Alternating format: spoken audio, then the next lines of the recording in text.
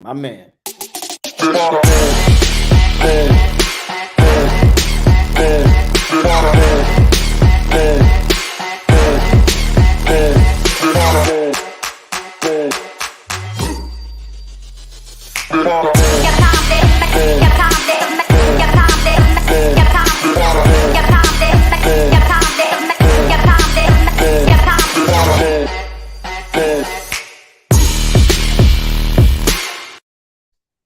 Hello and welcome to the Aftermath, the show where we get aftermath on what happened in that disgrace of a game that we played down in Cleveland and Ohio. Guys, it was a tough one to watch. And my boy AJ Turnup, he's going to turn up for you because it's about fucking booking time. Tell us what you're thinking right now, AJ. Give me your one shot. Throw the damn white flag. It's time to throw the flag in. Throw the white flag, not the red flag, because we had seen red flags for a long time. The yellow flag is too late. The white flag, because we're damn near at a wash season. I say that because too many things went wrong. I was pissed off. From the opening. Again, Bowles with this dumbass soft cushion coverage. You let offenses get in the rhythm all the fucking time. Never understand that. Take your shots. You want to get them out of sync. You don't do that. Okay. Then let's just get to the offense. I got a name from, I told you, his name is Special Needs Byron, because he clearly doesn't understand the definition of insanity. Doing the same thing over and over and expecting different results when it's gonna be shit. You didn't have any true crossing routes. I didn't see anything. Your conversions were just awful and pitiful. Every time there was nothing creative. The Browns just all they had to do is just sit back and wait. We just lacked so many things. On that 4th and 2, I was gone. When I saw that we didn't go for it and he wanted to put in the defense hands, I said, oh yeah, Bowles has no balls. And I don't get it. Why the fuck is Byron still employed? I don't understand. And then people are just, it's all about Brady. You know what? We need to start calling it the NFLBA, because everybody thinks it's a fucking basketball. This isn't where Jordan is going to take over the game and one person is going to cause a different outcome. No, Brady doesn't play fucking defense. It doesn't go catch the balls. And as you said, Slick, I'm going to just start telling people what the fuck are coaches there for? If that's the case, if it's all up to players, then there should be no coaches in any of the league. No coaches. I don't give a damn that he's Brady. Do you understand? Joe Montana didn't say, fuck you, Bill Walsh, I'm taking over. Terry Bradshaw didn't say, fuck you, Chuck Noll, I'm taking this whole thing over. Mm-hmm. John Elway didn't say, fuck you, Shanahan, I'm taking this over. Kurt Warner didn't tell Dick Vermeil, I got this shit, I'm all over it. No, the coaches are the ones that are supposed to put your players in prime fucking position to succeed. I agree. Unfortunately, Slick, we got people out here who never played the fucking game or coached it. I call them ESPN stands. You're watching and you're getting your analysis from the TV, because that's why I can't take everybody on sports networks serious. All they do is watch fucking highlights. You're not watching the full game. They're not watching it. So at this point, I'm just flustered. I'm fucking frustrated. I'm pissed. I'm embarrassed. I'm fuming, because at this point, the biggest thing that pissed me off at the whole thing was when Tristan Wirfs went down. I fucking lost it. That was avoidable if we won the fucking game. Yeah, if we won the game, that's different. But now, and thank God he's only out 3 to 4 weeks, but he had no business on that field. Again, the Glazers, if you want to show your Bucs fans that you give a damn, this is the time to act now. You mean to tell me there's no other quote coaches out there that are dying to have Tom Brady and this roster on their resume to say, I came in here and I cleaned that shit up? I don't think you're going to get anybody outside, but I would not be surprised if there's somebody in that building. Yes. Quarterback's coach has never been an offensive coordinator as far as I know, but I'm not 100% sure on that. Clyde Christensen. Get the old guy Tom Moore out. He fucking knows a lot of football. Let's just get somebody with some balls and let's just be razor hot. Look, we're now. I'm hoping this is the only thing I can take out of this. Now that we're in win now mode, you can't play conservative in win now mode. The Buccaneers right now could probably, I'm being brutally honest here, could probably drop one more game, but you can't do it back to back because this team is not built to go 5-0 and then hit the playoffs. It's not going to happen. You're going to have to pip that game in the middle of this thing, right? So the way I'm looking at this is the Buccaneers are in their playoffs have pretty much begun as of now. Your playoffs now start in week fucking 12 or wherever the fuck we are. That's where we're at. I want to now. It's not about opening the fucking playbook. We play until we can't play. We fucking go after everything until we can't go after everything. And I know I'm being overreact, but this is an overreaction show, so I'm allowed to overreact. Maybe after a few days, I might have calmed down and go, yeah, maybe we can do this and this. It's irrelevant. Right now, I want to see this team go for the fucking jugular every single time, spill blood all over the fucking field, because that's how we need to play, because we don't have a killer instinct in this team. We are playing not to lose, not to go and win. We're not playing to win the game. We're playing not to lose. And you will come undone. How many times have we watched the Buccaneers play against teams and they've let us hang around and they were in front or what have you, like the Atlanta Falcons last year? There were a couple of the Jets when we played them, and then all of a sudden we either get it to overtime or we get it to that last possession. We go in there, get a touchdown. Thank you. That's all she wrote. Tom Brady does what Tom Brady does best. Yeah. Other teams can do that to us too, you know. So let's not let them have the chance. They can't do it when you're constantly 2 scores up. They can't do it when you're 10 points up. You just got to trade blow for blow. Oh yeah. Oh. You want to know another thing that was crazy? On the last drive on 4th and 10, Vita Vea was not in the game. None of your big game guys to shut the shit down was there. What were you thinking? Yep. Again, no balls, no lack of ball. I don't care that Bowles is a nice guy. I want a guy that's about business. Remember, it's not coincidental that 2 of our coaches that have won Super Bowls, they have I'm gonna get in your ass mentality. Gruden, Arians, they are both guys like, I don't give a shit who you are. I'm here to win. Fuck your feelings. For the most part, for me, I love a coach like that because I know at the end of the day, he cares. He cares more than what you think. He's telling you this because he gives a shit. I think for Bowles, after watching his press conference after the game, I was disgusted with the timing. Like you said, I don't give a shit that you're a coach. You can look too. You call timeout. We could have had 20 seconds instead of 8 seconds. Yep. And that's much more. You've got at least, 3 shots? Yes. And again, you had 3 timeouts. So you can go. The thing is, you end up, and I'm sorry to cut you off, brother, that you end up being able to use all the field. When you're low on time, you had the timeouts, right? So you've got 2 more timeouts. You've got the entire field to use. So it does not matter where you go. Exactly. You can go anywhere. When you're 8 seconds, it's got to be right down the middle, and you've got 1 more chance, or you've got to go and kick the field goal. If you do it with 20 seconds, you can go down the field and you still have another shot because you'll probably be around the 12-second, maybe 8. You might be at the 10-second mark, which is still another play. Exactly. Then you can ice it off, kick the goal, and get the fuck out of Dodge. But we didn't. We didn't do shit. And again, 3 timeouts. Did you hear what he said? Yeah. We did. We were always going to overtime. So then, here's my question for you, AJ. And it's not for you, but this is for Bowles, really. If you're playing to overtime, why did Tom Brady snap the ball and make a play?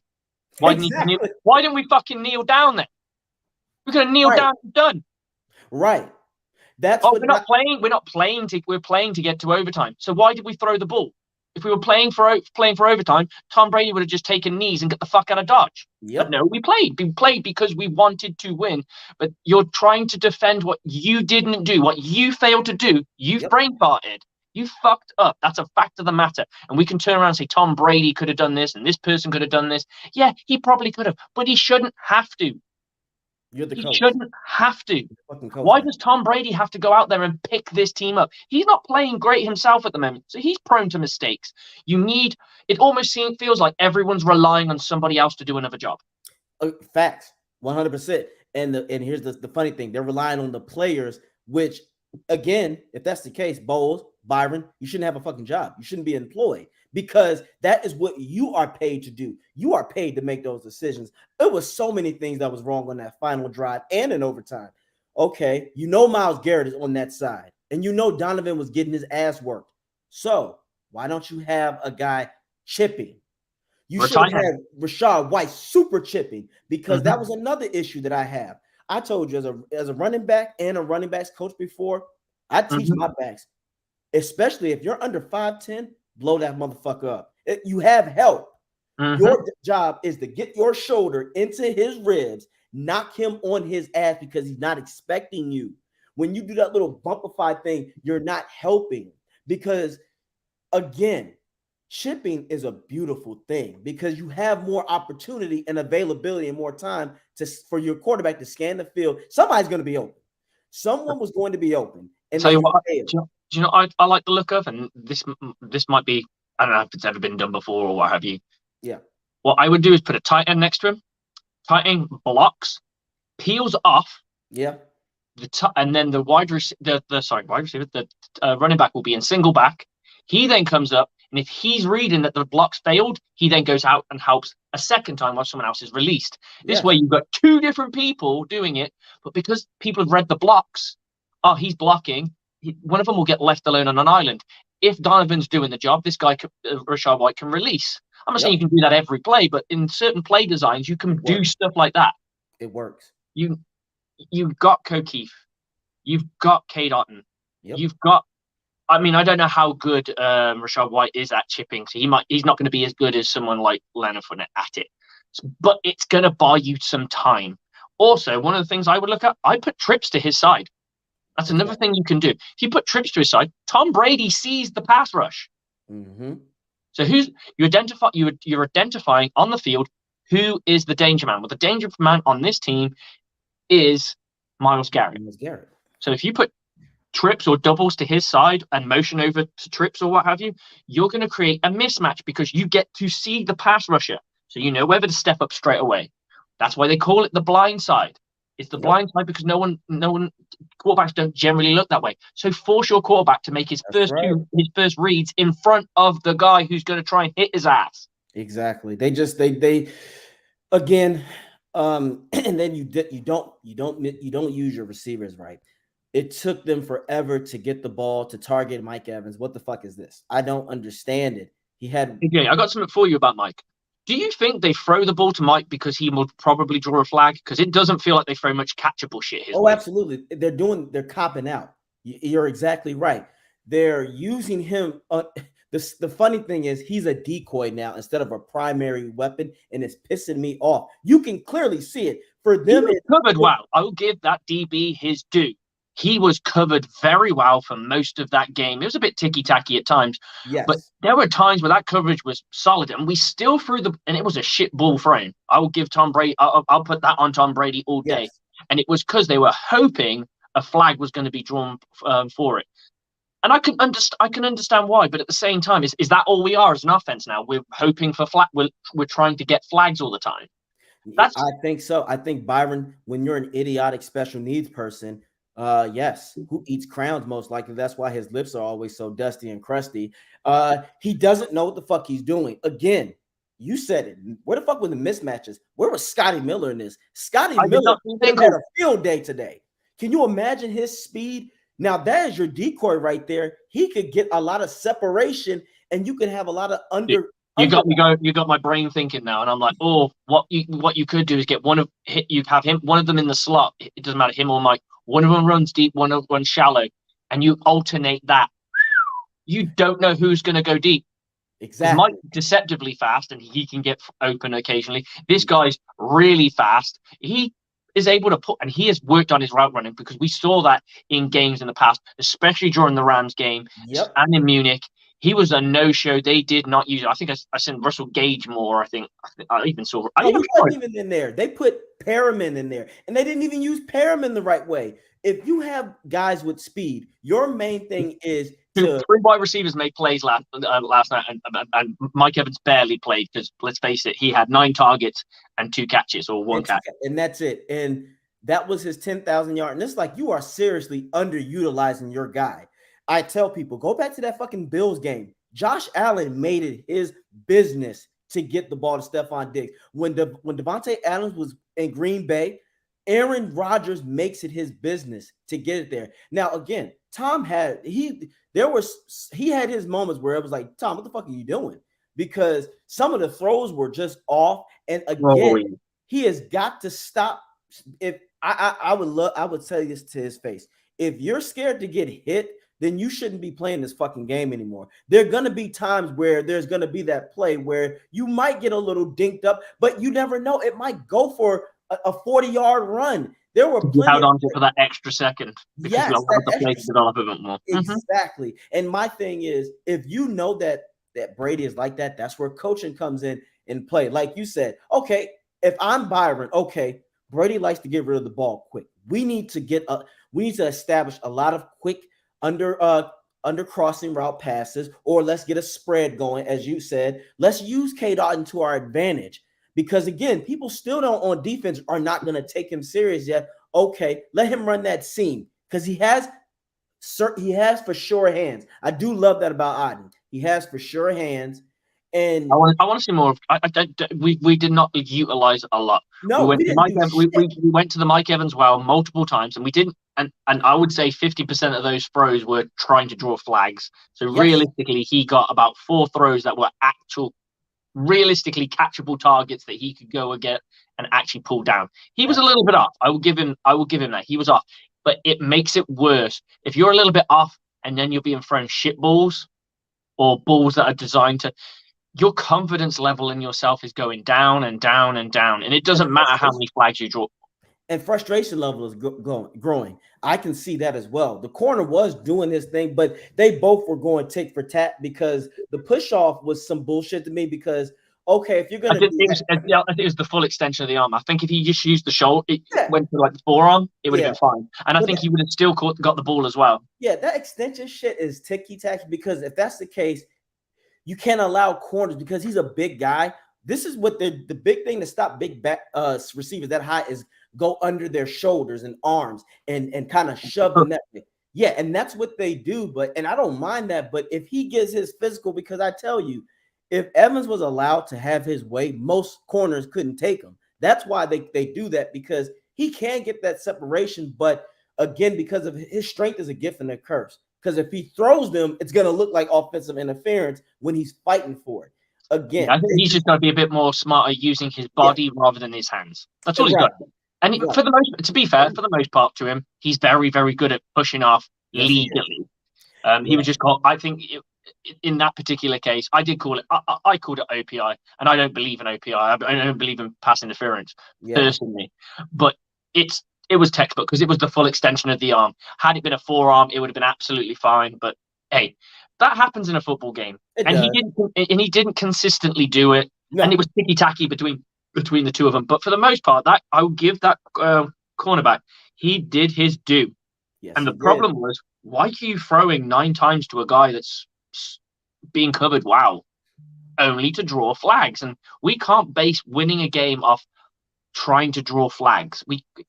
There's going to be referees that don't who are the mindset of let them play. There are referees who want to have their day and they want to be like, this, and they just want to get that. I say this, but maybe they don't. But it feels like that sometimes referees just want to say their voice. They want to be part of the game too. So they throw all these flags. Absolutely. They want to make their presence known and establish things. Absolutely. Then he's going to come up underneath. He's going to do his little shit or his fucking whatever the fuck he does. Yep. All that crap. Yeah. Now, one thing dance like a nutcase, and they get to have their shine, right? Oh, agree. And then guys who just like let them play. Now, the only thing I don't, and I won't moan at the referees yesterday because they were consistent. They were especially against the passing game. They were consistent. Now, what I don't like is when one favors one side of the ball or that kind of thing, and that's when I'm like, hang on, you're letting them play here, but you're not letting them play here. Exactly, I agree. That's the problem. I agree. And again, though, the offense still was flat. They never developed any chemistry, no rhythm, no flow. It's like For them, it's literally on, off, and that is due to the coaching. Again, Byron does not. Everything is so predictable. Even with HB draws, I go up. We know how this is gonna go. We know where this is going. I called so many of his plays in the bar. People were laughing at me. They thought I was a psychic. I'm like, no, we just know this predictable. His predictability makes this offense so shitty, and I'm done with him. I can't take him serious anymore. I don't respect him as a coach. He's an idiot, and people were saying, "Man, that's harsh." I'm like, no, rightfully so. This motherfucker is getting paid a lot of money, and you have a talented roster. It's not like Blaine Gabbert is the starting quarterback. It's not like he doesn't have a receiving core. The line was doing fine because remember, Myles Garrett was invisible the entire first half. He didn't really command. I'd say, well, I'm gonna have a quick look at it when the big plays came, because I don't remember them sacking Tom Brady until the fourth. Yeah, he didn't go off. They didn't go off until the fourth, and that is, in my opinion, what got me is the game should have been over when Amari Cooper dropped that pass on fourth down and it was 8 minutes. That to me was where I was thinking, okay, the game's over. They're gonna score a touchdown, or at least at the most get 3 points, and you can call it a game. Yeah, 3 points. Now the game. That drive where Njoku got the and I've always rated Njoku. I'm a big fan of his. I usually tend to draft him quite low as my backup tight end because he can shine big when he needs to. It was a great play on the ball. Devin White looked like he slipped. It is what it is. You take those lumps occasionally. Could he have had safety help? For sure, I think so. But when the balls, and this is why I don't like man coverage all the time. The problem with man coverage is you have less eyes on the quarterback, so there's less people reacting to where the ball's being thrown. It's all about winning your one-on-one matchup. And there are going to be times where someone loses their one-on-one matchup. It just so happens that the person who lost their one-on-one matchup was Devin White, and it came at a critical time. Yeah. So it is what it is, and I'll take that. But I would like to have a safety to come down on that because it was a 12-yard touchdown. So it means there was a safety in vicinity. And my first eye was, where's the safety at? Yeah. The safety was looking at something else, and that's it. It happens. It happened. And again, they still underutilize Devin. Why not move him around and to blitz better? Why not put him in different gaps to go after Brissett? It's not like Brissett takes off when he has a clear view, but he's not going to beat you with his juking. Again, you made a mediocre quarterback look really good. You gave him time. I'm sick of these dumbass corner and safety blitzes. A lot of times it's not always effective. Again, if you're gonna, I look at it like this: if you're gonna do that, do it earlier. Do it while these guys still have energy. Because I feel like a lot of times when he does that, they're already energy, they're zapped. Again, the defense can't do this forever. Offense, at least keep yourself on the field for 7 minutes. Help your defense get breath, because eventually that does drain everybody. Because look at what the boy did to Russell Wilson in Denver. He cussed his ass out. That's how I feel. Don't be surprised if shit starts going down the drain. These coaches are going to start getting yelled at by these players. I'm telling you what I know. They are. It's festering. It's festering probably even now, where they're like, okay, coaches, what the fuck are y'all doing? What you doing? It all depends on if they believe in the coaching. I know that there are certain defensively, I don't think there'll be a problem. Okay. If I'm honest, it's going to come down to the offense. Yep. The reason being is they've won championships with this defense. This defense isn't, even with the cushion coverage or some of the bad decisions, they are still playing at a very good level. Look, they held them to 17 points. Yes, I know it's Jacoby Brissett, but 17 points in this league can win you a football game. Oh, absolutely. And we said in the pregame show that if I would just love if the Buccaneers could consistently get 24. Oh yeah, I said if they play average, we win all our games. Again, we didn't play average. We played below average. The offense D-. Defense, I give them a B because they still were productive. They still did their job. The quarterback, their interception was a garbage interception, but they were getting after it. The only time they played bad was deep in that fourth quarter. And why were they playing that bad? Free and out. I'm tired. Yeah, I'm fucking tired. I'm tired. Gonna And wear your again, ass out. right. And again, on the last play in overtime, Amari, the reason why this is why I like jamming because you jam at least a guy like Jacoby, if he sees that his number one primary option is done, he's gonna want to go somewhere else. And that's when the pass rush will have time to get there. Mm-hmm. The simple fact that you let and even though he slipped, I tell people this is why you want him to bone up on him because again, when you let a guy run, that's too much thinking. If your guy doesn't know how to get there, like Carlton Davis is not Jamel Dean. He doesn't have the speed to recover. And that's what happened. He got burnt. He got burnt. And I saw as soon as I saw him fall, I said, yep, that's it. I was just like, please score a touchdown and get this shit over with. Because as soon as I saw Amari and Carlton fell, I said, that's game. Mm-hmm. Again, Yeah, I mean, I was relieved when someone tackled him because I'm like, oh, maybe we can get something. And then a part of my brain was like, well, if worse comes to if you're a Browns offensive play caller, you could just kick the field goal and be done and get the fuck out of Dodge and just not even bother trying. I don't even know. To be honest, I'm surprised they went for the touchdown. That's balls because they didn't need to. They just They needed didn't to kick. have anything to lose. A team. That's what gets me. The teams that don't, and this is why I like, and I know I'm jumping off subject, but work with me. This is why I liked when the Colts hired Saturday because what did the owner say? He wanted something new. The same circle of coaches call the same shitty plays, and they have the same mindset, and that's why they lose. This coach in Cleveland, he said, "Fuck it, let's go for the win. We can beat this team. We're gonna go for it. They have a field goal. We want to run the ball down their throat." I get what you're saying with the Jeff Saturday thing. The only thing I would disagree with on that is he's on a interim basis, so he can be as ruthless as he wants on play calling because it does not matter because he knows he's got this season. If it works out, great.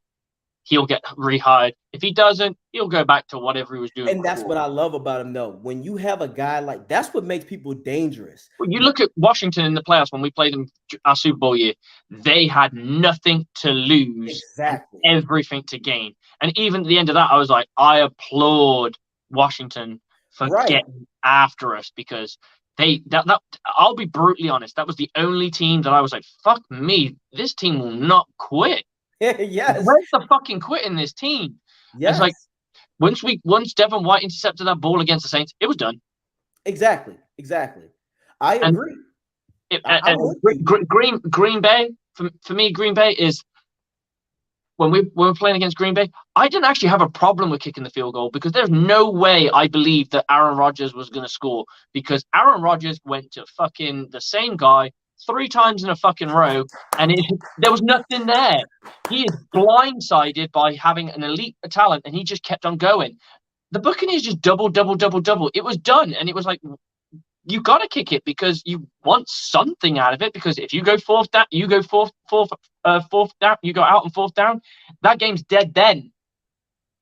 Oh, at least keep it alive for a little bit longer. I'm with you. And hell, if the safety who was doubling, if he had looked up, that could have been an interception because the way he threw it, if that safety would have been more observant, that's a pick. Oh, I agree.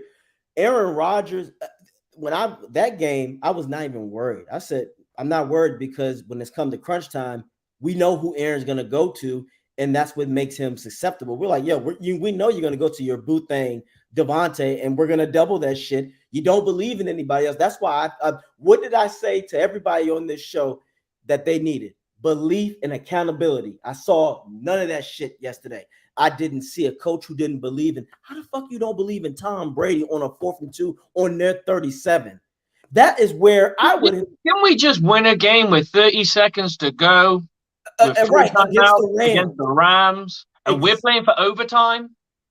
Exactly. Again, it's just that is a weak-minded thing to do. I don't like talking shit because it's not my style, but I was so fucking angry when I heard that Coach Ball said, no, we were playing for overtime. And I'm like, I did too. That's a lie because you're lying. You're lying because there was still play calls going on. Exactly. So you weren't playing for overtime because if you were playing for overtime, the ball would have been kicked. We would have done what we did when we received the kickoff. the punt return or whatever, the kickoff punt return, whatever, and Yep. we would have just taken a knee and got the fuck out. Exactly. But we didn't. And the We thing played. is, I'm glad I'm not a sports journalist, because I'd be like, Coach, this reminds me of New York. Have you not learned? Because everything he does it reminds me of New York. And another thing about this Byron shit, I can't get over the fact that he just doesn't know what he's doing. He doesn't utilize, because I've been going at it with people online all damn day. Somebody was like, "How do you?" I've seen your stuff, so I know there's people probably going after you. Oh, yeah, Hey, what gets content, bro. me is the crazy shit. How do you know Byron is calling what he wants? What the fuck do you mean? Arians is upstairs. Arians is upstairs, even though he talks to If him. everyone's just calling it, it's fucking. Exactly. I It's call fucking. cap. I It's some call vicious bullshit. shit. Over here we It call ain't. cap. Because, and that's another person that's mighty silent right now, and I bet he doesn't have anything to say.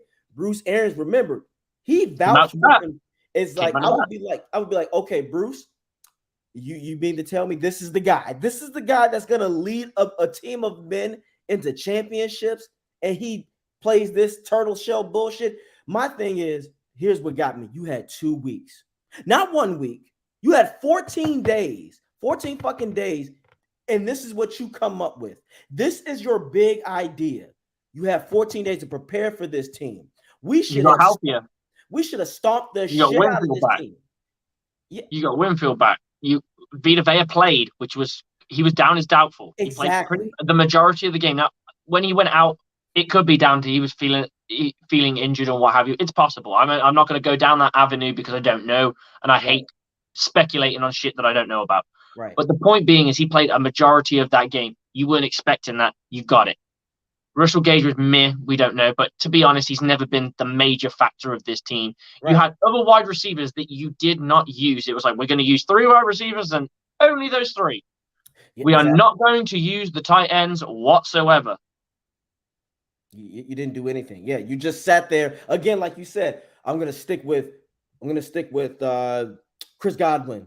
I'm gonna try to use Julio again. And again, with these dumbass Julio passes, like these little handoffs, stop. Don't do that. It worked once. It won't continue to work. He's not, and you're gonna get him fucked up because one of these days someone's gonna blow him up. Blow him up again. You have. I don't understand. Here's a question for you: what kind of player blows up one of those? Think about it. Right. Linebackers. Last I checked, the size on a linebacker versus a wide receivers.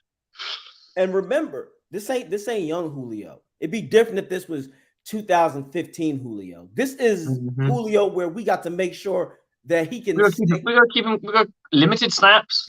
Right. Rotate him in. Right. Let him have a nice little play here and there, and then get him the fuck out. And they were doing that, but the plays that they put him in were ones that they kind of put him in jeopardy a little bit. Right, and they were bland as shit. Again, I'm sitting here. I was yelling. I'm like, "Where is Scotty?" I guarantee you, if they would have used Scotty, we would have won this game, because if you look at it, the defense for the cover that I seen, they didn't load the box. They just looked like they were just waiting for us to go deep or go moderate. They weren't looking for the undercurrent. So I'm sitting here like, let's get some fucking slants going in here. Or like you said, short outs or something. Mm-hmm. They left I'll tell you, the yardage from the sideline to 5 yards in on both sidelines is not utilized whatsoever, because we like to use now, and I understand the logic in it, because they're trying to use the length of the field. And when you use the length of the field is limitless. It never ends, technically, yes? Right. Whereas the width of the field will end. But when you're not utilizing it, all you're doing is you're taking this is the field, and you're turning it into this. Which means you get your players, if you are in zone coverage, which means with my opinion and the way if your zone coverage is now super, super tight, because you've just compressed the field. Instead of it being this big, it's now this big. And that makes a massive difference, because your flats are no longer really long. They're not almost 10 yards in length. They're now 8 yards, or they're 5 yards. Yep. And it makes a massive difference because all your guys have to do, and if Tom Brady's panicking because he doesn't want to get hit and he's getting that ball out quick, you get the ball out quick for plays that take advantage of the width of the field because it's that in cut, that out cut that's Yep. hard to defend. You're backpedaling, you pedal. Oh shit, he's turned left. I gotta go. Your footwork hits, and then you're chasing, and that's why I don't like the off coverage that we do. Not because we're playing soft zone. I haven't got a problem if we want to play soft zone. We can play soft zone. It's how far off we play. We Exactly. play so far off. Look, if you're, let me put it this way: if this is your wide receiver, and this is you, and the top of my screen is where the first down marker is. Yeah. They stay still. This guy goes up, and you're thinking, shit, he's hard. He's hitting it hard. I'm going to start Absolutely. bailing because you Yep. are in bail coverage technique. So you're Exactly. bailing this way. Oh, sorry. It's done. You got to come down and play the ball. Now, if you're like this, so a good 5 yards off each other, you pedal. No. No. Because Agreed. you're reading it as you're moving. You're allowed cushion coverage, the cushion that every cornerback has a certain amount of cushion that they like between, and that's the space between them and the receiver. Right. And some it's like a yard, some it's like 3 yards, some it's 5 yards, some it's even more, depending on how talented they are. The more talented they are, the smaller the cushion is. That's why people like Revis can do what they do, because the cushion is much smaller. Their reaction time's so fast that they can allow someone to be within a yard of them so they can continue Right. to play the ball. Yep. Right? So let's say, for the sake of argument, your cushion between the wide receiver and the defender, between you and your receiver, is about 2 yards. That Right. means when they cut, they are only 2 yards in front of you. Right. Now, what happens with our guys is they're camped out on, let's say it's 3rd and 10. They are camped out on the 9 or the 8. Yep. They watch. They see this guy hit the speed. This motherfucker's gonna try and burn me. Don't get beat deep. It's cardinal sin. Yeah, cardinal sin. So you start bailing. When he hits his in breaker or his outbreaker, Yep. you are now set, and he breaks at 5, and you're at 8. That's 3 yards, but you started to bail now. So now there's a 5-yard cushion between you. Yep. I'm going to catch the ball. I'm just going to run it to the sideline, or I'm going to try and juke you. Exactly. Yeah. And that's why I don't like it. Oh yeah. No. Stay at 6. Stay at 6 Yep. yards off. Right. That's read step. I'm doing this. Agreed. And that's what, and you're right. And that's what was happening on the opening drive. If you see, we were back way too far, and that helped them establish that reverse run to the end zone, because now we were confused. You don't know what to do. Now I'm going to switch it to the offensive side. When it comes to the play action, here's what I like to do. I want that tight end with Otten. Switch it up. One play, he's going this way. The next play, he rolls out to this way so Brady can throw it to him. Make the defense fear what you're going to do. And then you have Evans either run a straight flat, or he does a deep curl, a deep slant. Mm-hmm. Have something to where it's confusion to the defense, where somebody's got to cover somebody, because Otten has enough speed to make it happen. But this time, again, like I said, one play, Otten goes this way. The next play, Otten goes that way. Or this is what I love. You have Otten just go a straight run up the seam, and you have Mike Evans or Godwin do a short undercut. They did a little bit. They didn't do enough. I saw that they did a few things like this, but It wasn't often. And that's when I saw that, I was like, "This is smart. This is real good. This is good stuff." And the commentators were loving that. Yeah. And then we went. Once we got the lead, we became predictable. Yes. Before the lead, I actually think the Buccaneers in the first quarter actually played a bit, in the first half, actually played decent football. I wouldn't say great, decent from an offensive side of the ball.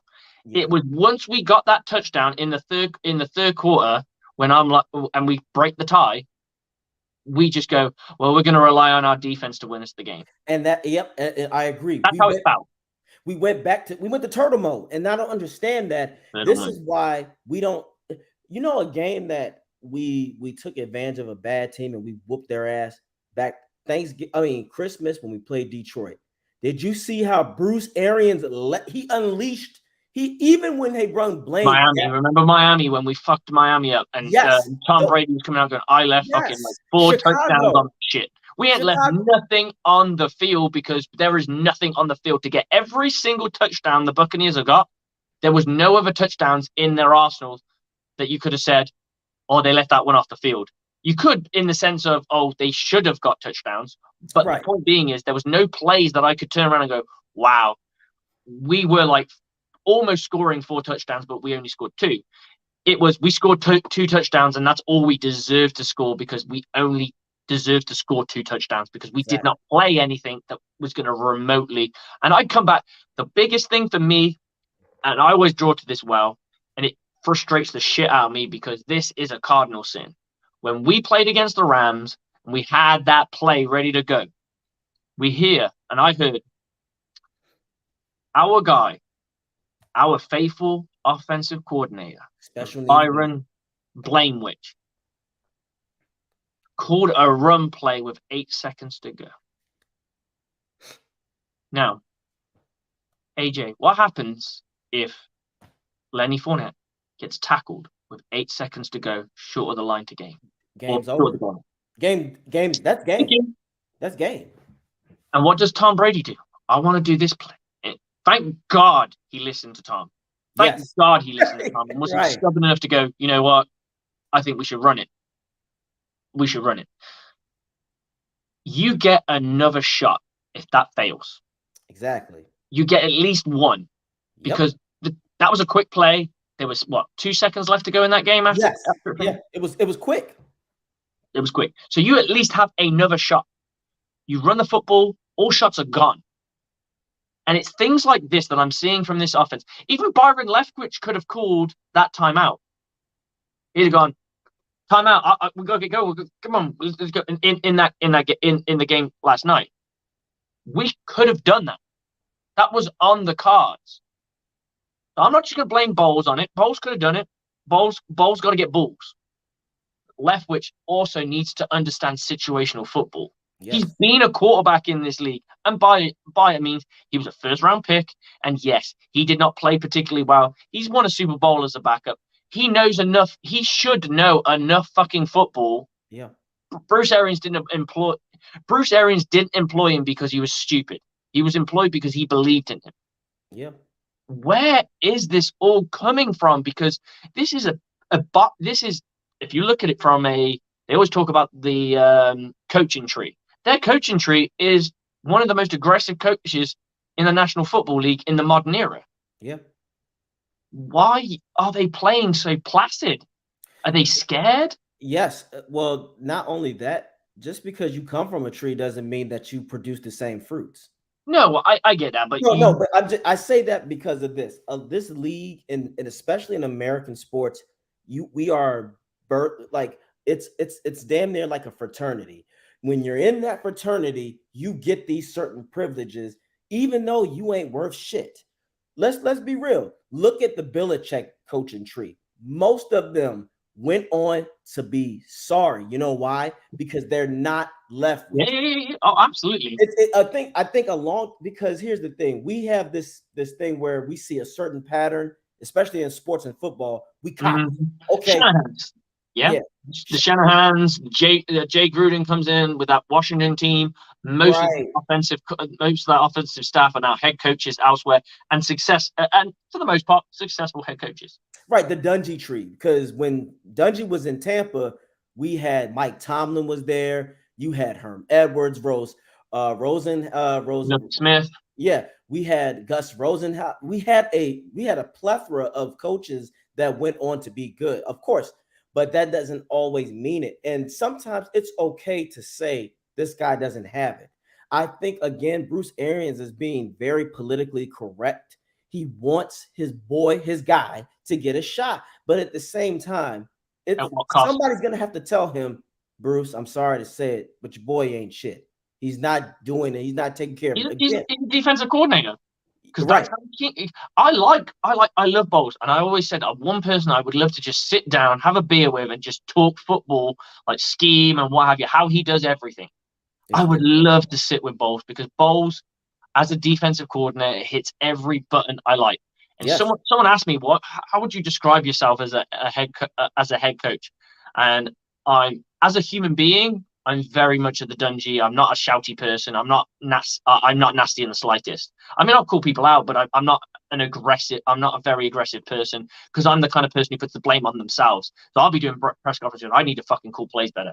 I need to fucking do this better. I need to get my guys in position better. It's me, me, me, me, me. I need to sort this shit out. I'm the fool on the sword kind of dude. That's just who I am, what I'm programmed to be, and that will never ever change. right. But then I'm extremely loud. I'm extremely full of energy, and I am aggressive on the day. On the day, I'm the loudest motherfucker you'll find. I've even had coaches come up to me going, I have never met anybody at our level as loud as you are. You are like a player. You're screaming at refs. You're screaming at their players. You're just nuts. And I was Yeah, like, because to I want to be. I can't play. I'm like, I can't play no more, but I want to be a part of it. So the best thing I can do is just inspire, inspire, inspire, inspire. That's all I can do. So when right. I come off, I fill them full of hype. Every time they come off the field and they get a stop in, I make them feel like fucking royalty. Or not royalty, but I make them feel fucking good. I'm sat there going, "Oh, boys, go on, get into this picture or whatever." They're, posing away or what have you. Our thing when we get a interception, we do a 2-clap and a Ric Flair, like a woo. That's our vibe. That's our culture. That's Right, what we built. right, Established before me, but I've just added more and more to it. And right. we had Shades of Glory last year with big ass pimped out shades. If you got a turnover, you get to walk around on the sidelines with these big ass glammed out shades, big, like kind of ski shades and what have you. They loved it. It was like kind of, let's go and get a turnover just so we can wear these shades. A bit like the turnover chain and what have you, but different and our vibe or what have you. Oh yeah, no, and that's a wonderful thing. See, you're right. Bowles is a defensive coordinator. He has genius Mm-hmm. intellect. He's good at that. But His head coach is stopping. as being a coach, it's different. Sometimes you got to wear different hats. There are some days that you have to be, he can be Bowles. But then there's other times where he needs to bring that Arians fire. What the fuck is this? Let's get this going, guys. What are we doing here? And then no risk it, no biscuit balls. Like, hey, let's go. One person that I love, the coach that did that shit, that had my respect, John Harbaugh. There was a season last year. He looked at Lamar and said, Lamar, what you want to do? You want to go for it? And when Lamar said yes, oh my, and they got it and they won the game. That is what we need here. We've We lost need that. we need Bowles to go, all right, fuck it. It's 4th and 1. Let's make it You happen. you can have Coach Bowles the way he is because he's not a fiery guy. He supposedly I've heard stories that he's a fiery guy in practice, right? Right. And he said that himself that he's not a fiery guy. Do you think? And this is my opinion here. I'm just asking, like, as a genuine question. We have two coaches are quite placid on game day. We have two coaches that don't look particularly loud or aggressive in any sort of. Is that the prop? Do we need someone with nuts? Because I'm not worried about the defense. The Of course. defense has enough character in it, but Right. um, emotional players, aggressive players, players who leave their heart in their sleeves, hype players like a Devon White. If I had to Right. describe myself as a person, I'm more of a Devon White. I'm full of hype, a little bit of cockiness. Yeah. That's my bread and butter. Right. Super aggressive, talk shit, like they don't got nothing on us. Go out there and fucking kick their ass, all that shit. Yes. And you've got other players in that team who are aggressive and loud. You got Antoine Winfield, who's clearly a leader. He'll be a captain soon. It's gonna happen. Yeah. Vita Vea seems a very quiet guy. I'm not 100% sold on him as a captain. I'm not saying he's a bad captain. I I just know don't he's very see. jolly like. He's a jolly. Yeah, yeah, yeah. He's a fun-loving guy, and there's nothing wrong with that. And then you got Levante, we know that can lead behind the scenes because we've seen it this year, and he's very more like do as I do, not as I say. and Right. he goes out and does what he does. So I'm not worried from the leadership point of view from the defense. I It's almost like we're relying on Tom to bring the aggressive edge because it seems like everyone on offense, other than Ryan Jensen, is quite placid, like Yes. quite go lucky, like chilled I out agree. I vibe. agree. Mike Evans is a Levante David on offense. He's a wide receiver, Levante. I'm a lead by actions. We do. We need an offensive guy on that squad to say, That nastiness. we need ambition because I feel like when the Bucs offense score, it's a sign of relief, not I want to score again. We need somebody to say, Mm. hey man, I know we're up 14-0 right now, but that ain't shit. What if they score a touchdown? Then we're only a touchdown ahead. We need to get to 21. Okay, we got 21. We need to get to 28. Okay, we got 24 this time. That's cool. Let's get to 31. Okay, we Climb need the them to mountain. always keep it going until Climb the mountain. they put the game out of reach where they go, okay, it's 31-14. We're mid fourth quarter. Right, mid fourth quarter. It's 5 minutes Now we're left. gonna burn that clock. We're gonna Now we're gonna fucking set burn that fire to the clock. clock. Right now it's time to burn it. But we don't have that. You're right. When you look at this offense, but that reflects Byron. If Yeah, you look at well, your team always kind of reflects the coaching staff. look at I know Byron. there's going to be one or two. There's always a couple of players that are exempt of that who have Yep. made a name for themselves. Like I will never turn around and say, despite all the defensive coordinators he's had and all the bullshit that he's had, that Levante David has molded to his defensive coordinator. He doesn't believe in that shit. He is his own man, and Yep. not everyone on that team is everyone on a team is going to be like some people some players are some people are leaders and some people are followers, and it Right. seems like there's more followers on this offense than there are leaders. Oh, you are right. Look, this is clearly every game. This is Byron Leftwich.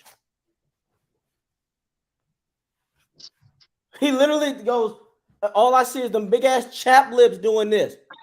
And it's like there's a look. I'm glad you said it because I can't say shit like that. I will. Big fucking ass kill. chap lips. And look, there's a thing back in the day, Pokemon, when Slow Bro would talk, he would have question marks on his head. Slow Bro, side duck. When they had You need to do something with that. That's yes, that's what he looks like. He looks lost, and that's what scares me. You remember when Bruce Aaron was on that fucking field? This was Bruce all the time. Bam, I'm talking. Boom, boom, boom, boom, boom. He was in a deep play could already happen. He was the most, what's the best word, animated person you Yes, ever he see. would look and be like, shit. I love the fact he could. He'd be like, right, Brady, and nothing will be happening. All will be happening is the guys went on the field and be like, right. He could, and then guys would come off after they made a play, and he'd be like, yes, and they'd be like, oh, and he's like, exactly. Or a 50-yard bomb could have been thrown, but in Arian's mind, it didn't go in the fucking end zone yet. And again, that's what we're missing. We're missing that intensity on the offense. We're missing fire. We need some fucking fire. And like and you said, I think if Tom Brady, and I'm going to go out here, I'm going to go on a limb. This is my take. If Tom Brady wasn't dealing with the bullshit that he's dealing with right now, I think he would be a lot more fire right now but he's got other shit on his mind. He's got other stuff to do. He's still trying to figure out how he's going to be a fucking single dad.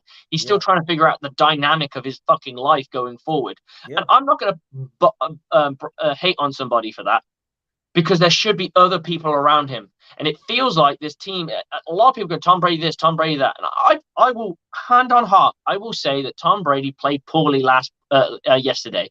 Yeah. He did not execute well. Mike Evans, when throwing the ball in places, did not execute well. But the play calling did not help them one iota. I can point fingers a little bit at the defense, but not massively, because they held a team to 17 points, and you should win a game at 17 points with the talent that you've got on offense. You're right.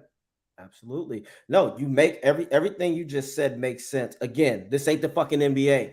You can't do that to Brady. First of all, you're not being fair. Again, but this is where coaches come in, because for me personally, as a coach, I've been there. I had to see a team when we was getting our ass beat, and these boys were just good. Like, like you said, you've ever played a game where you have everything right, but those guys are just better. Like, I've been there. I've been there. I actually got lucky enough that one of my players used to play for the other team, and they were red the fuck up. But he had their offensive playbook, and he gave it to me. He was like, "Here you go." And I was like, "Okay, we can do this. We can do that. We can do this. You can do. Oh yeah, we can do this."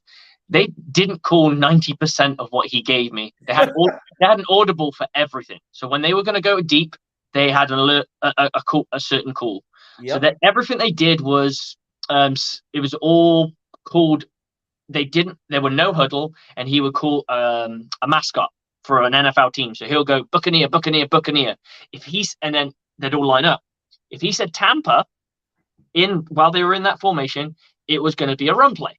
yeah, If he said alert, alert, it meant the X receiver was going to change. He was going to go deep based off what they saw from our defense. And yeah, it didn't fucking work. right. Didn't fucking work. I don't. To be brutally honest, I don't think anyone was fucking dialed in that year. But I remember one time. Because I played in that game. We were that short of players that I had to don the pads. So I had to make my defensive backs coach my defensive coordinator, and I went in and played corner. I had no choice. I played. My team's been around since 2014. I've played in every single season. I've been a coach for 3 seasons. Damn. So, and that was the last 3 seasons. So my wife is very relieved that I'm moving on to another team that plays in a higher division because she's thinking, yeah, he's not good enough to play for the other guys. And I have fun, but it's because I miss the game. I just want to get out there. I love it. I get what you're saying. I get it, and that's what happened to us. Yeah, absolutely. And in that particular season, it was my first year as a defensive coordinator. My corners could not tackle. They could not. They would dive at people's feet to make it look like they tried. And I got so angry with it because I remember pulling my 2 corners and go, guys, they're going to replace you with wide receivers. The head coach is that pissed off because I do not coach diving. I've never coached it. You lean with your shoulder and you wrap up. It's near foot, near shoulder. Your near foot step will hit their near shoulder. Your head will automatically be on their ass, and then you're driving that shoulder with your hips flexed into their torso. Amen. Why are you diving on the floor? Whatever. And I turn around, right, this is it. I'm going in a corner. I came out, brought my corners over, and went, I've just got fucking 4 fucking tackles. That's more than you guys have had all fucking season. What I've just done is the fucking standard. Yes. Every single one of you needs 4 fucking tackles each game. And that was it. And they got better, but they weren't great, but they got better because they had their coach fucking show them up. Yep. I'm fucking, at the time I was like 30, 35. I was like, I'm 35 years old. I've had no preseason. All I've done is coach. I've done no activity whatsoever. And I've made more tackles than you guys have made collectively all year. That's not good enough. That's not. I love it. And I'm glad as a coach, that's what I love. See, it's frustrating because I say what you want, but I know I ain't saying that I'm gonna be in there dominating, but get me in there. No, would I? Yeah, get me in the game at least a few times. I'm gonna make my presence known, and that's all I tell these kids. Because when we was getting our ass stomped, I said, "Make your presence known," and they knew it. But as a coach, I riled them up because they were intimidated, and I said, "Don't you ever be intimidated." I said, "If the man is better than you that day, okay, oh well, but don't you ever show that kind of fear." I said, because once you look up to someone, where can they look, fellas? And they was like, down. I said, exactly. So one of my kids on defense made a hell of a hit on the guy. We didn't win. Oh, no, the game was way out of reach. However, the message the message was sent. And when I tell you that those players were a little flustered after that, they was pissed because I told them, now this is what's going to happen. That is going to carry on to their next game because now they've been embarrassed. I tell people, when you can break a guy's confidence in their false ego, it doesn't carry on. The next team they played, they lost. It wasn't by much. However, I told them, you guys mess with their spirits because when they start hitting, when my team was hitting, they didn't believe in it. They were, And so that is what needs to happen on offense. A coach needs to come out of somewhere, or a player, somebody needs to go and say, look, y'all, we got this shit. We got to get it together. We got to stay hungry. We're not hungry for this. When we score, we're relieved. We need to be hungrier. Like, fuck it. That ain't good enough. Like, that is what is missing. Belief, and I told you, and accountability. The simple fact, like you said, that Bowles couldn't just say, I fucked up. I'd rather him say, you know what, guys, that was on me. I made a bad error. I was playing for overtime. Right. I was playing for overtime. Right. I was playing for overtime. Brady played to win. I didn't. And I accept the full responsibility. That at least would have made me feel like, okay. Accountability. Yeah, accountability. And now that this shit show is over, now we have to go into, I'm gonna just dabble a little bit because I know it's a little late over there. So give you a couple more minutes. But now I'm good for a bit. Good for a bit. Hey, I'm gonna be heading out in a little bit because, like I said, I need my rest because I gotta work out after this shit. I gotta get up early because this is how mad they got me. But now we go into play the Saints. Now I'm gonna say it right here. This might be the true make or break of us because now, how you doing, Buck Skull Gang? Appreciate you watching. Now you know the Saints. We don't like them. It's a rivalry, but we can't even say that they're a shitty team because now we're a bad team. So two bad teams are playing. We better be a better team. And our home. If I'm the Bucs, your goal should be at least to put up 38 points. Beat them the way that they beat us last year at our home. You should be, if I'm the fucking coaches, you really want to get forgiveness from your fans, you go out there and you do everything in your power to dominate. They have no quarterback now, truly. So you defense is going to do their job. Offense, their defense is shattered. What are you going to do to take advantage of that? Because at this point, like I said, my doubts are in Byron, not Bowles. Bowles has I need him to get more heart, but Byron, I just need him to get the fuck out. What is your views on this Saints game? Right. So I know we just got a guy, I think School Bucs Gang, that's going to join us for a quick minute. But I'll just answer your question anyway. What I want to see from, and I'm going to go with Bowles first. Bowles needs to make Leftwich accountable. He needs to start questioning him. It's almost like he said, you run the offense. I trust you. You're just going to do your shit. You do you. And I know he was scared as shit. And this is going to come into it. He was, one of the things he has said, that he lent too much into the offense when he was with the Jets. Well, right now, you need to spend a bit of time with the offense. Mm-hmm. Right now, you do, because right now, your offensive coordinator is struggling. He is struggling with an extremely talented roster, and you need to help him out in any shape or form. If you need to go and say, look, spend some time with BA. If you need to go and do something, you need to shake it up. I know you don't want to fire him because he's your friend. You've worked together. You spent time together. I get it. Nobody wants to fire their friend. Right. But sooner or later, he probably will. If the Buccaneers upper brass have got any brains, he will get fired at some point unless he can turn it around, because he's got too much talent around him to be this complacent. Yeah, too much. Leftwich needs to find the kitchen sink, unscrew it, and fucking throw it as hard as he physically can at that Saints defense, because this Saints defense isn't shit. And I mean, isn't shit as in the sense of it's not bad. It's not a bad defense. This is a good defense. Agreed. You will not have the dominance. Now, the only thing you can do, don't rely on Bowles to bail you out. Right. You be your ace in the hole. Use your guys to go, hey, Bowles, don't worry about this. We got this. Yep. We're going to put some points on these boys. Yep. And you exuberate that confidence, going, guys, tonight, 4 touchdowns minimum. That's the expectation. Exactly. We have to go. We need to bludgeon some people to death. We need to cut some people up. Well, that's what we're going to do. We're going to do some chopping. We're going to take them to the chop shop, chop them up, and send them back as chopped liver. That's why I want to see. I want to see no holds barred. Yep. Leftwich going at it because it feels like the moment we took BA away from him, their balls have all shriveled up.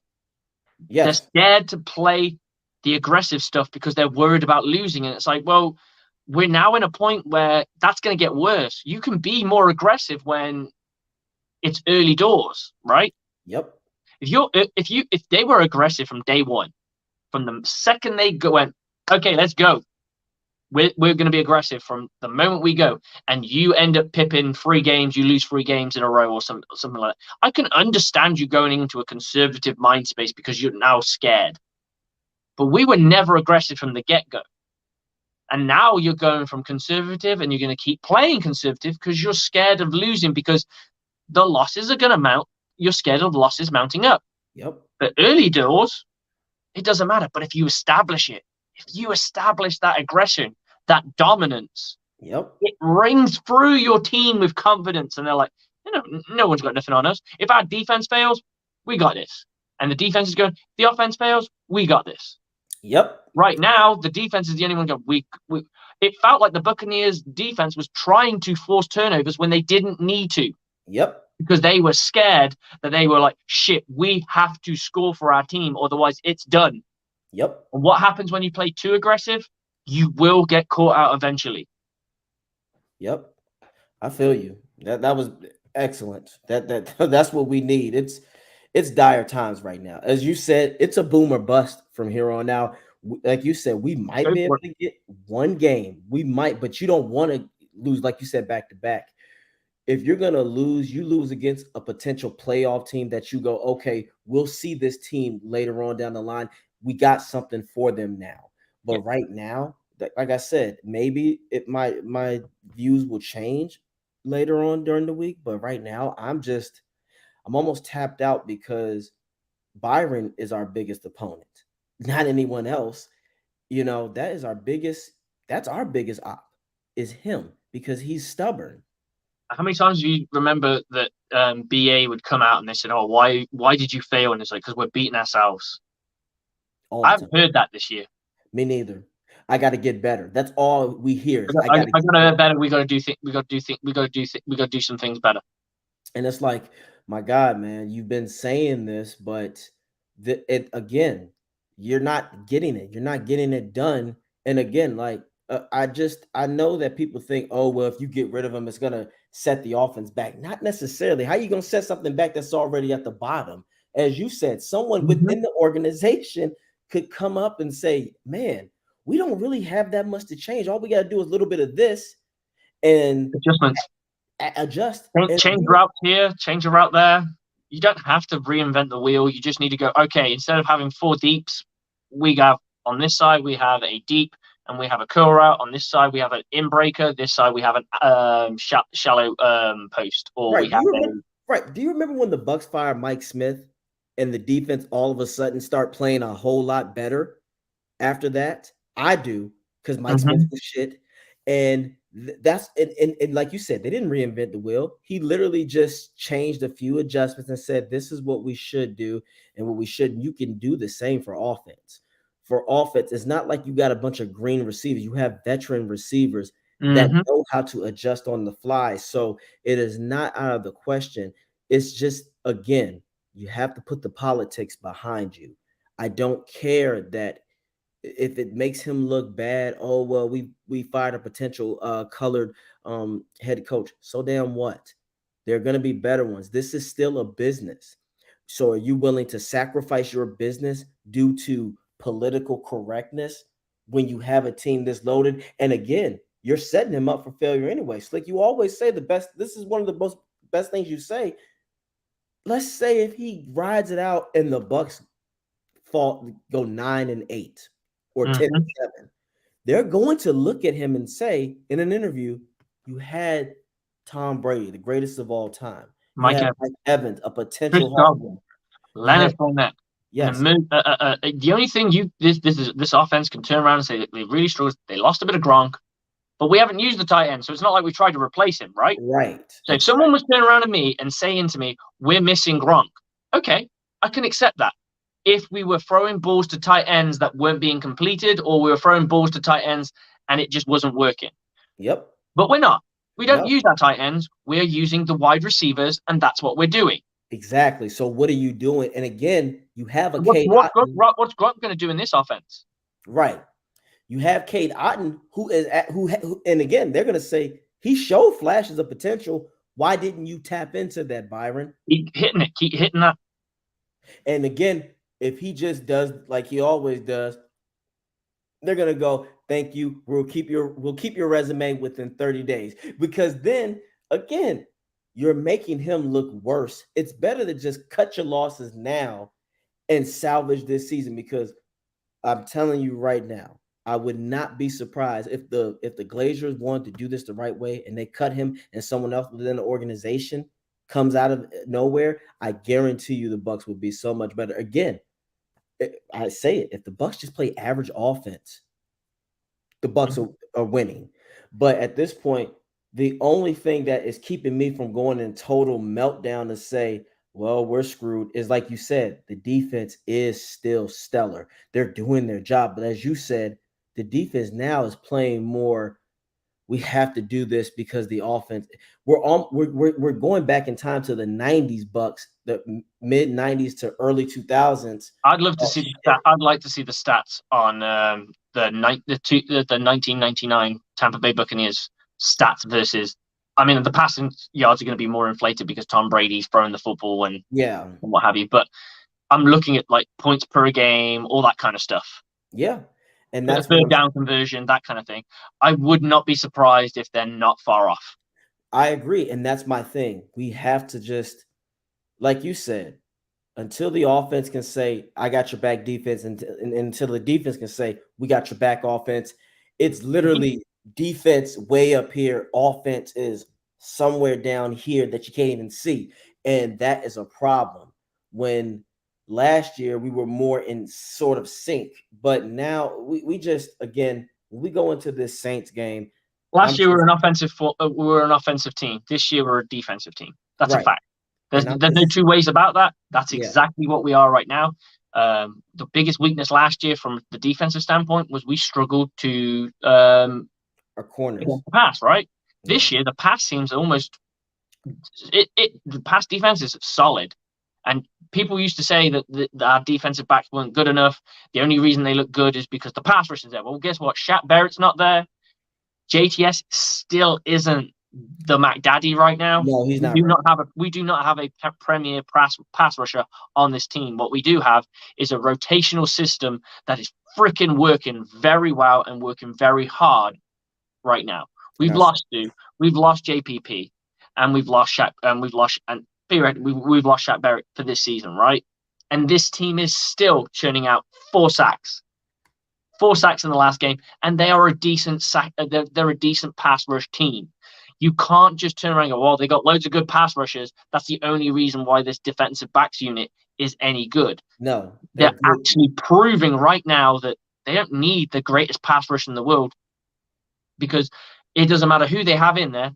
Bowles or his system works well enough to let rotational players eat or at least be successful. Agreed. Agreed. I I'm agree. gonna let our boy school gang come Okay. in By just all for a good means. 5 minutes before we finish off because I know we're getting quite late now, and I Yep. know you got to go. You got to do your thing, and I got to go to sleep. So let's bring our boy in. Let him have his moment. Yes, sir. Welcome to the show, brother. How's it going? What's up? It was late because I thought it was gonna be this morning because it's all the thing on the Bucks report thing on the YouTube this morning and this afternoon. I tried. Yeah. Did you like the press conference today? I did not like it. I didn't get to see it. No, I didn't like it. It was awful. I just got sound bites. What? What? Tom? Why do you call it timeouts? Because Tom Brady doesn't know the offense. Something like that. He said. I know. I don't think he. I think he basically said along the line. I didn't watch it, so AJ's going to correct me if I'm wrong. He basically just said they weren't playing to win the game at that point. They were playing Timeouts. overtime. There's 3 timeouts left. You can't. You just one time before the fourth quarter. You're not gonna tell me Brady can't go down that field and score 3 points or any points. Yeah, well, you're absolutely Dude, right. we literally won a game against the Rams doing exactly that. Yeah. Apparently, we were playing, and this is what our coaching staff, our head coach had come out and said, we were playing for overtime. And here's my big thing on this. Stupid. Exactly. It's not just stupid. It's idiotic because of one reason. Dumb too. Do you know why it was stupid? Why did we still throw the football on? If we were playing for overtime and he didn't call the timeout, why didn't Tom Brady just take a knee? Yeah. Why did we still throw the football? Yeah. If you're playing for overtime, you take the knee, get the fuck out of Dodge, and come back and get what you want. Yeah. Right? That's fine. I don't have a problem with him saying that. What I have a problem with him saying that is him turning around and going, "Oh, we were playing for overtime," but they still throw the ball the next play. Yep. Brady. And blame Brady.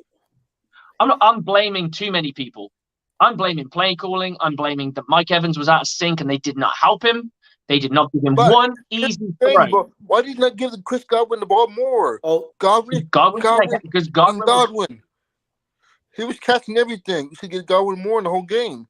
We should just get Godwin the whole game. game. You look at the balls that were thrown Godwin's way; they were way more catchable than anything was thrown Mike Evans' way. Now, Mike Evans. Why is that though? Because they throw, and this is just a belief. I don't know because obviously I'm not part of the coaching staff. They throw to draw flags with Mike. Yep.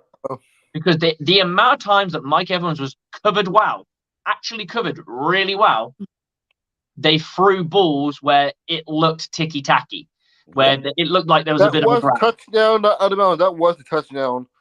He's talking about before the end of the half.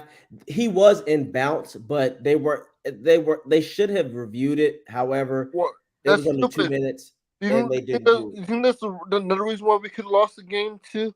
Can we blame that too? No, we lost the game because the offense couldn't score. When Amari Cooper dropped that pass on fourth down, that was stupid. Yeah, that was the time for the Bucs offense to take advantage.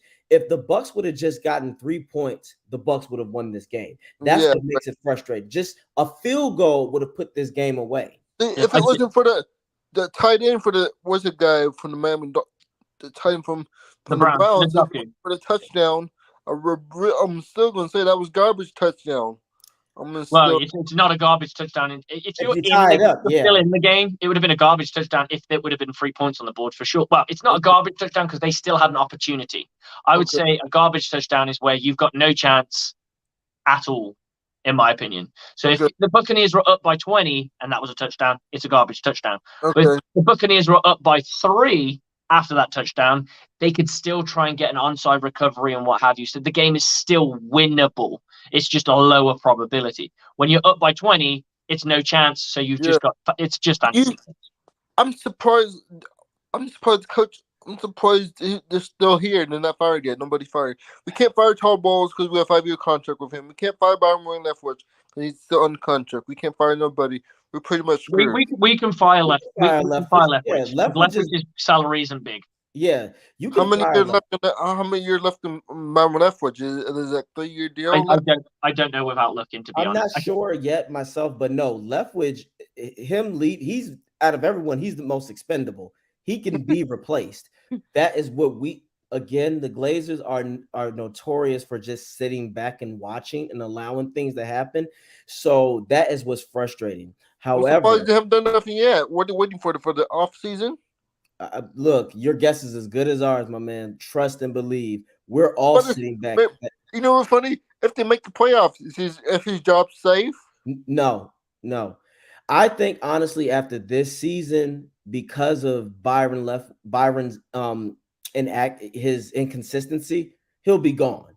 The issue that we have now is at what cost will it be for this season? Because hell, if he wins a Super Bowl, I hope he gets a job elsewhere. Get out of here. If we win a Super Bowl, it's a win-win in that case. We win a Super Bowl by Arians, his guy. With the low record we have, the losing record. Hey, a lot of the Giants were a 9-7 wild card team when they won the Super Bowl. So wild card, it doesn't matter as long as you're in the dance, you're in there. Yeah. At the end of the day, we just want this team to be competitive and successful. I want Bowles gone. Can you get both of them for a package deal? Now, Bowles as a coach, I just think as a defensive we We should have left him as a defensive coordinator. We should have went somewhere else as a head coaching staff. We should have went somewhere else. I agree. I do think this team should have had a more offensive-minded coach. An offensive-minded coach in this era is better. I would have gone after Sean Payton. He ain't coming here. Sean Payton's not coming here. He will want way too much. Play with Tom Brady. He also want Tom Brady. Tom Brady might not stay here. Remember, Tom Brady doesn't have to be here. We can tag Brady, can we? Are we allowed to tag Brady? We can tag Brady, but I think you're not doing that to Brady. You're not. We get him. We trade for Sean Payton. There we go. Payton and Brady always want to be together.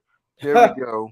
That's wishful thinking, my man. It's very wishful thinking. It's the Buccaneers don't even have the money to tag Brady right now, because you got to remember, when you tag somebody, you got to pay the top 5 of that salary. That top 5 of that salary is close to $40 million. That is what Tom Brady's making.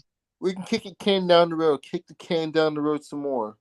Man, that's a lot of kicking, man. And remember, Sean Payton is not cheap either. Because it costs, man. Look, it costs at least 2 first-round picks, like we did for John Gruden. It will not be anything. It won't be. It would be less than that. And I'm not talking. I think we're talking contract here. It's not only that. You've got to remember, he has been the thorn in the Buccaneers side for the last decade. And not only that, he is Saints royalty. He is not going to turn down being the Saints king, prince of. He's the prince of fucking New Orleans, for fuck's sake. He is not going to just drop that to go and coach Tom Brady for 1 year in Tampa, especially the way that Tom Brady's playing, because he's not playing at a high level. He's not playing like 2 interceptions. I'm going to kill him. Interceptions. Yeah, it doesn't matter. He's not producing the same. I want red zone. I don't look. Tom Brady had loads of interceptions last year. But what did he have? 40 touchdowns. Yep. Now he's got what? 8 touchdouons? No, he has more than that. But he's close to 10 touchdowns. He has 14 touchdowns. But like you said, he still had he was the NFL leading passer of last year. See, because Bruce Irvin's offense, you guys. Who? Offense, no risk, no biscuit offense. Exactly, but we don't have that right now. So I don't know why. Do you think why we should get? I wish he would have stayed though, but wish we can get him back. I mean, we don't know if there was the whole power struggle thing that we heard. We don't know if that's actually true or not. We don't. All we know, and this is why Buccaneers fans were filled full of energy when we found out it was going to be Leftwich and Brady, because we were like, okay, these were the guys. Leftwich will never come out and say that he was pissed off with what BA was coming, because BA was the guy who made him into a coach. The red pin, I heard, was marking down the red pin. Right, yeah, the whole red pin thing, right? Tom Brady was reportedly pissed off about it. We don't know how Leftwich felt about it, because at the end of the day, the only reason Leftwich is coaching is because of BA. That's a fact. Exactly. There's no 2 ways about that. So he's never going to go against the guy who put him in position to be an offensive coordinator for a football team that just won a fucking Super Bowl. He's never going to say shit. This is the guy he owes everything to. Right. Yep. Okay? So, if that is true, at least Tom Brady was upset about it, and it's possible that BA wasn't best pleased about it, but just kept his mouth shut. Exactly. We all thought, as Buccaneers fans, I think he stepped down because of Tom first. We don't know why, realistically, but I'm just going down this avenue of a story where we heard that Tom Brady was reportedly upset about it.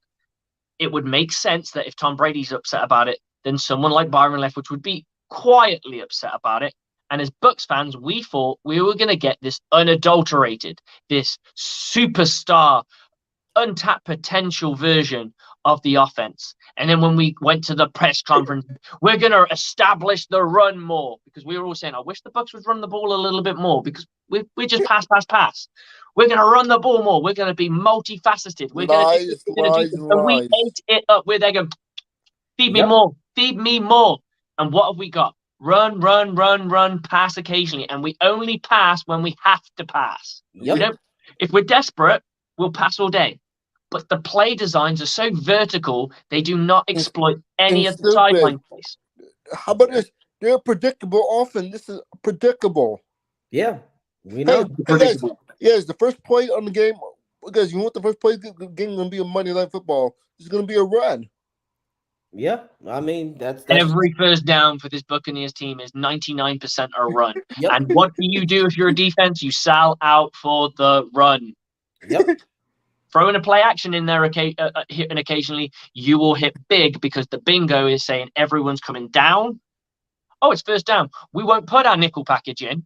We won't because we know they're going to play unless they have a really good safety. We're gonna play down because we know they're going to run the football. Mm-hmm. They stopped. They adjusted to us in that game, and we couldn't run the football as effectively as we did in the first quarter. Rashad White was going off like we saw him in Munich, and I was like, wow, this is going to be a reminiscence of that last game.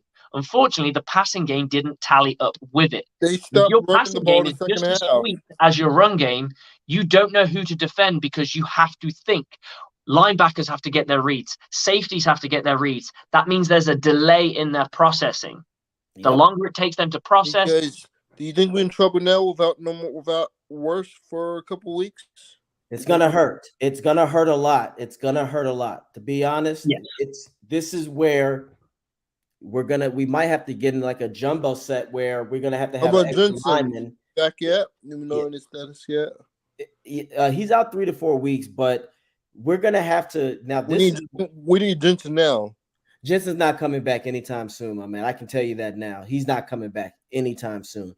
We might not get him back, and depending on how the season goes, he might not come back. So right now, if I'm the Bucs offense, you gotta have to put out there. Josh Wells is gonna have to man up.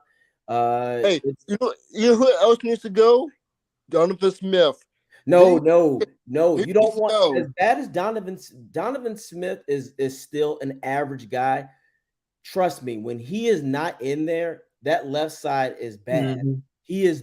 Donovan Smith is very solid. We're just not. We're penalties because he's costing us penalties though. That happens occasionally, man. That's just the nature of the beast. Any of your linemen are going to have a lot of holds because if you go back and look at the Browns game, there were a lot of times they were holding the Bucs defensive holders. It happened. Yeah, I got something I want to add. I got a question for you, school gang. Yeah. I got a question for you. If you don't like Donovan Smith, who you got? Don't say anybody because I'm not accepting that as an honest answer. Who have you got? Because if you can't give me a replacement, Donovan stays. I'm going to draft one. But what if he does? When you draft one, you are now gambling on a question mark. You know how Donovan Smith plays. What I would do is bring in someone to. I agree with you. Draft somebody, but I am not getting rid of somebody until I see him outplay the dude I got in front of him. Otherwise, Pro Bowl guard, move him to left tackle. Can we do that? Don't leave it. You can't keep shuffling. This isn't Madden. You can't shuffle players around like it's Russian roulette. It doesn't work that way. Nope. You can do that in Madden, and they'll take a little drop in a couple of their over. In real life, that even Tristan Wirfs has come out and said, "I don't want to play left tackle." And everyone was saying when Donovan Smith was poor he struggled in the first half of that 2020 season when we went and got the Super Bowl. He really struggled, and he got better as time went over. People were shouting out about Wirfs moving over to left tackle. He said, "I don't want no part of it. It's a completely different game to what I play." People just see it as one's left, one's right. Best right tackle in the National Football League. Wirfs is the best one. I'll give you this. If you can change from right tackle to left tackle that easy, I want you to go home, get yourself some lotion, and have a wank with your left hand. And tell me how it went. Tell me how long it took. You're funny. It's different. It's different. Again, yeah. It's certainly different. And again, it's like boxing. Think of it as boxing. You can't tell somebody to be who's right-handed most of their life to switch to southpaw. It's a totally different thing. You have to know your body. You have to know, and you never know. That might not even be your strong side. And that could be a situation. So again, I understand now. Yeah, you have to just stick. Donovan is who he is, but you know who he is. Yeah. And you know why that's a good thing? I'm hearing about people want him gone too. First three people that want gone is Smith, Leftwich, and Bowles. Those are three people want gone. I'll tell you this: if we Leftwich would have, just got manhandled by an extremely. I wouldn't even say extremely. One of If the we lose to the best Saints, edge defenders in football. how are we losing to these bad teams? coaching, Well, coaching, man. You are what you Depressing. produce out there. If you play up to your competition and you don't play better, that is what's going to happen, and that is the coach's responsibility, but the players as well. But coaches, their duty is to prepare these guys to go, Okay. okay, this is what we need to do to beat this team. When that doesn't happen, it's a domino effect. I got a question for you. Would you mind tanking right now, or would you no, mind? Oh I no, don't believe in I mean, tanking. I mean, I for got, better, I got, I got, I not got, making I got playoffs, for fucking not, balls, man. I don't want to fucking ever tank. no, you don't. for And not making besides, playoffs, if you're not making the playoffs, so no, get no, like you don't. 20th You don't pick tank with to the. get You don't tank to with get like Brady. First of pick. all, Brady's not going to go for that. Tom Brady will Players not will not go tank. for tank. Players don't believe in tanking. We The get only way we you can Coach tank, the Fighter only that way, way. We get no, Coach no, no, Fighter. no. It's a players do not want to. I've been around a lot of conversations of players who've been in the National Football League, and they've talked about the whole tanking thing, and they've discussed it at length. No player wants to tank because they don't want to. It's their pride, it's their contracts, it's their livelihood, all at stake if they tank. Right, Buck Skull. I'm gonna tell you this right now. You tank, it's not guaranteed you'll be employed. Because once people see loafing, when the new regime comes in Mm-hmm. and they see that on film that you loafed, you could be out of a job. Trust Oh. me. School That's gang. why I'll put it easier for you. You're a defensive tackle. You're now playing for the Tampa Bay Buccaneers, and your coach says, "We're tanking, baby." And you go, "Okay, okay, whatever you say, coach, I'm going to do it, right?" And you do. But you're on your last year of your contract, and the Tampa Bay Buccaneers say, "Yeah, but we're going to go in a different direction now. We're going to go with somebody else." And you go, I don't know. Let's say, for the sake of argument, you have 3 hitters, and you turn around. And the first question they ask is, "Why were you playing so bad?" You're going to turn around and go, "Oh, they told me to tank." And they're going to believe you. You can't tank. Players don't believe in it. Coaches, wow, I didn't know that, boss. Wow, coaches don't want to tank. Their livelihoods are at stake. By the looks of things, I've just had a little search up about Byron Leftwich and his contract situation. It sounds like anyone who isn't a head coach pretty much is year by year by year. It's not guaranteed. They don't have guaranteed contracts. Yay! So you can get rid of a guy. It sounds like you can get rid of. There's nothing to say that he's ever had a multi-year offensive coordinator position. Every time I've looked up his contract, it talks about his playing years. Yep, that's so right. It sounds like if you're not a head coach, you are year by year by year employed. Mm-hmm. I don't know if that's true. I hope there's someone out there who can answer that question for me, because I really don't know. You go hire Eric the Enemy next year, or go after Eric the Enemy? If he wants to come here, though. If he wants to, right. He got a good thing with Mahomes and them right now. Again, that would you want to come here? Yeah. I would like to have him. No. Would you, if you're, I'm putting you in Eric the Enemy's shoes, and this is how I always go through my analogies and how I explain stuff. You're Eric the Enemy. You have Patrick Mahomes. You have Travis Kelce. Their wide receiver core isn't great, but it's still producing. They have a decent enough defense, and their run game is getting better and better every year. You're telling me you're going to go, nah, I'll just go to Tampa. I'm taking my candidates to Tampa Take Bay. out the fact that you're a Bucs fan. Think logically. Where are you going to go? I'm thinking as an offensive coordinator. Now, if they were making you head coach, of course you're going to go somewhere else. Of course you're going to go somewhere else. But as an offensive coordinator going somewhere else for another offensive coordinating position, the only time that works is if you're playing for a really lowly team and you've got a chance to go to an offensive powerhouse. That's the only time that someone's going to go, you know what? I like going here as an offensive coordinator or a defensive coordinator because of the pieces they've got, what they've got. Exactly. We have got no guarantees that we got Tom Brady next year. You usually get your coaching staff sorted before you re-sign anybody because you can sign coaches all the way through the year. You can't sign players until March. So that's got to be set. I wonder if Tom Brady thinking about a contract extension. I wonder if he's thinking about it's possible, but it depends on how he feels. I think Tom Brady will play again another year. Who he plays with, I don't know, because Tom Brady loves the game of football. Exactly. And the news Tom Brady might come back to Tampa Bay. Of course he might, but it's a might. And and AJ said this before, and I'm 100% in agreement with him. If this season is a wash, do you think he wants to be in this? This is a stain on his career. He wants to wear the orange Christmas. He wants to wear his orange jerseys. That's a whimsical. That's a whimsical marketing thing. He's saying that because it knows it brings in Bucs, and yeah, he may want to play into the creamsicle, but he's not going to sacrifice a year playing for a team that he does not believe can win. If he can go to San Fran for free, he's going to go to San Fran for free. It's not like no one's going to trade for him Or the and Dolphins. play with it. He won't go Dolphins. South No, Beach. Two is playing too well. Why would you? Yeah, why would you go there? Why, exactly. if you're the guy in the Dolphins, you're the head coach of the Dolphins. You don't want Brady. There's no need to.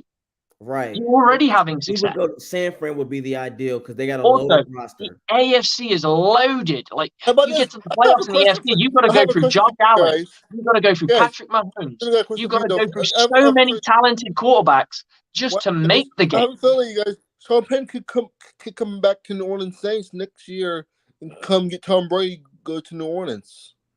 It's very No. possible. I've said that from the get-go. There's more chance of Tom Brady joining the New Orleans Saints with Sean Payton than there is Sean Payton and Tom Brady staying here. It's Yep. coming to Tampa. Exactly. But on that note, guys, I'm gonna remove myself. Yeah, I got to tap myself. out too. I gotta go to you guys. You guys take care of yourselves, and remember, you guys follow me on Flex Luthor _813 Instagram, A Turner _24 Twitter. It's about bucking time on YouTube, and again, we got our vents out, and we'll be back this week. And let's just hope that Hopefully, we should be able to find the cannons this week. Fighting cannons. We Right. will find something. Yes, Something's sir. got to be fine. Exactly. Hey, Well, I'm gonna holler at y'all. we Y'all go. take We care. can find and- it. Brother, look after Bye-bye. yourself, AJ. I'll see you soon, brother. Bye bye. Peace. Okay, school gang.